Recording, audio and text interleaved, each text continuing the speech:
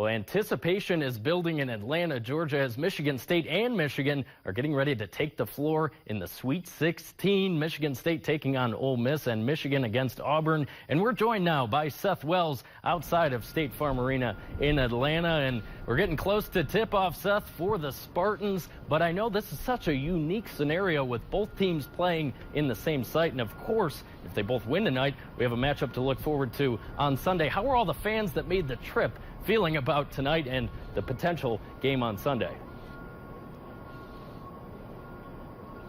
Yeah, Kevin, well, we spoke with a lot of fans, both the Spartans and Wolverines, who they're a little bit anxious about tonight, but both fan bases feeling pretty confident that they can get to the Elite Eight. Of course, you mentioned it, if they both were able to win tonight, they would meet in the NCAA tournament for the first time in the rivalry's history, and a Final Four berth would be on the line if they were to do so in the Elite Eight. We spoke with a number of fans who say they're actually rooting for that matchup. They would like to see the third round of the rivalry. I guess if I had to choose between Michigan and Auburn, I'd choose Michigan. We've played them twice this year already. We beat them both times.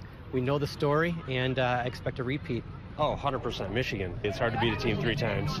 But this is Michigan State against Michigan. They'll beat them 3 times. I want Michigan State, the backyard brawl. Let's bring that one back on. I want to beat them again. I know they got us earlier in the year a couple times, but let's even up the series and let's get to San Antonio. Either one. It's really hard to beat a team 3 times. Michigan showed you that in 1989. They beat Illinois in the Final Four after losing twice during the season. So bring them on. And you mentioned Michigan State will take on Ole Miss at 7:09. Michigan and Auburn shortly after that, approximately a 9:39 tip here at State Farm Arena. Kevin?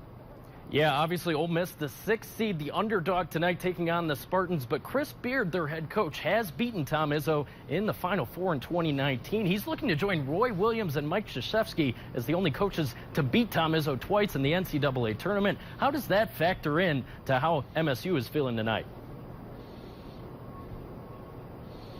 Yeah, Kevin, well, actually, I was at that game in 2019 in Minneapolis in the Final Four. That Texas Tech team, it was the defense and the physicality that really gave the Spartans fits in that Final Four matchup. And that's something that Izzo has been trying to prepare his players for yet again tonight. Even though it's a different program, a totally different team, he said a Chris Beard coach team, they're going to be physical. They're going to play with a tenacity on defense that they have to be ready for. And that's something that Izzo stressed all week long as they prepared for the Rebels tonight, Kevin.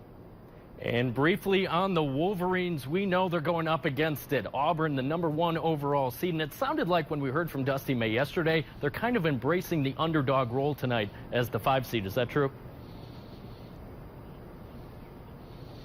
Yeah, and actually they go, we are underdogs, but they don't feel like underdogs in that locker room. But head coach Dusty May kind of talked about it in his press conference yesterday ahead of media availability, and he just said that they do have a chip on their shoulder, and they don't have a lot of guys that played in the McDonald's All-American game in high school. He said he wasn't necessarily on the rising coaches list himself, and they do have a chip on their shoulder. They're using that, and while they are the underdog, 8.5 points to Auburn tonight, they don't want to feel that way, and they don't feel that way in the locker room amongst themselves. Well, Seth, thanks so much. Enjoy the games tonight, and maybe fingers crossed that we get a rematch from, senior day in East Lansing. That was a fun one. Maybe that will happen. Seth Wells in Atlanta, thanks so much.